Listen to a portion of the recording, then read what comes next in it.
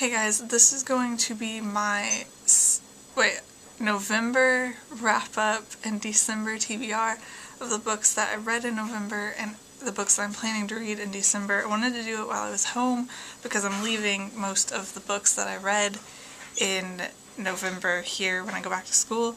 I also am holding the camera, so I'm sorry if it's like unsteady, and I have a dog in my lap, so yeah. I also don't think I'm going to go through my Kindle to actually show you the books because it takes up too much time, but we're going to go through the books that I read in November, and I'm going to tell you the 5-star rating that I gave them on Goodreads. So the first book that I read in November was the Darwin Awards Next Evolution, Chlorinating the Gene Pool, which is like the 5th Darwin Awards book, the first one that I've actually read all the way through, but I gave it 4 out of 5 stars.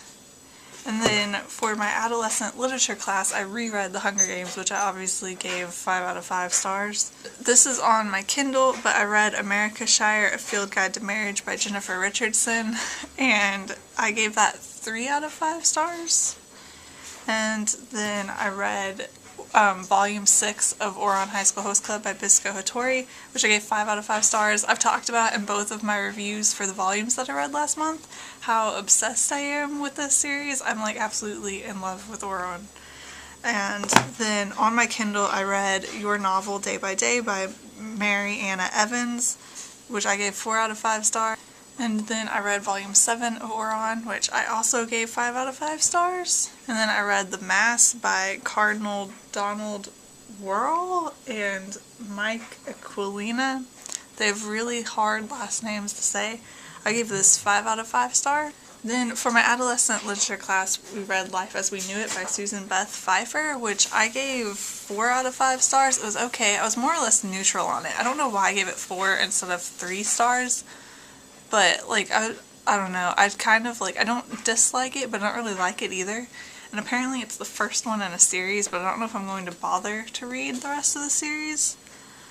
Then I read The Century Handbook of Writing by Garland Griever, which I gave 4 out of 5 stars. And then I read City of Ashes by Cassandra Clare, which I gave 4 out of 5 stars. This is the second book in the Mortal Instruments series, which I'm obsessed with now, and I love these books so much. I'm going to review this as soon as possible, but I really, really love this series. And then I read Hamlet by Shakespeare for my humanities class, which I gave 5 out of 5 stars because it's Hamlet, and I really do enjoy it. It's probably one of my favorite Shakespeare plays. The dog keeps making like she's gonna jump down, and then she doesn't. And then the last book that I read this month was Silent Influencing by Michael Neer, which I gave 5 out of 5 stars, and I'm also planning to review that soon. Okay, and now I'm going to go through the 5 books that I'm planning to read in December. One of them I'm already reading. I will probably read more than this, considering like the next 2 weeks are going to be crazy because of finals, but after that I'm on break.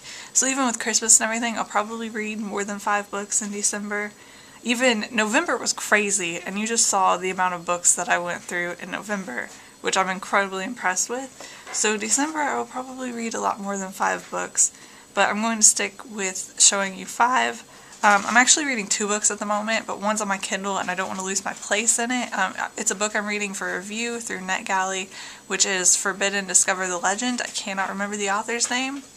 It's a book about werewolves, but hopefully I'll be done with that soon and get to review it. And then I'm also at the moment reading Volume 8 of Ouran, which I'm loving, of course, because it's Ouran.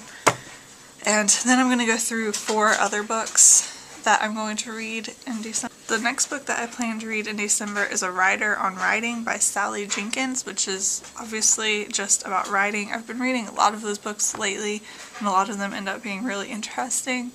And then I want to read Volume 9 of Ouran, because I'm trying to get as much Ouran read as possible at the moment. And then after that, I want to read Become Your Own Boss Now by Brian Y.T. I'm assuming that it's on freelance writing, so that's why I have that. It's like another writing book, except it's more on like the freelance aspect than the actual writing aspect, which will be interesting. Star Wars is coming on the TV This is why I shouldn't film things downstairs, because now I want to go watch Star Wars. But anyway, and then the next book that I want to read this month is actually at school, because I left it there, and it's, crap, I can't remember what it was. Okay, I have like a stack of books sitting at school that I want to read next, and I can't remember which one I was going to read next, but, and I thought for sure that, I can't remember the title of it, is the problem, but it's a book that I got in a giveaway a really long time ago, and it takes place in Alaska, I think, so it should be interesting, and that's the next one that I plan to read, but I'll probably get through more of that.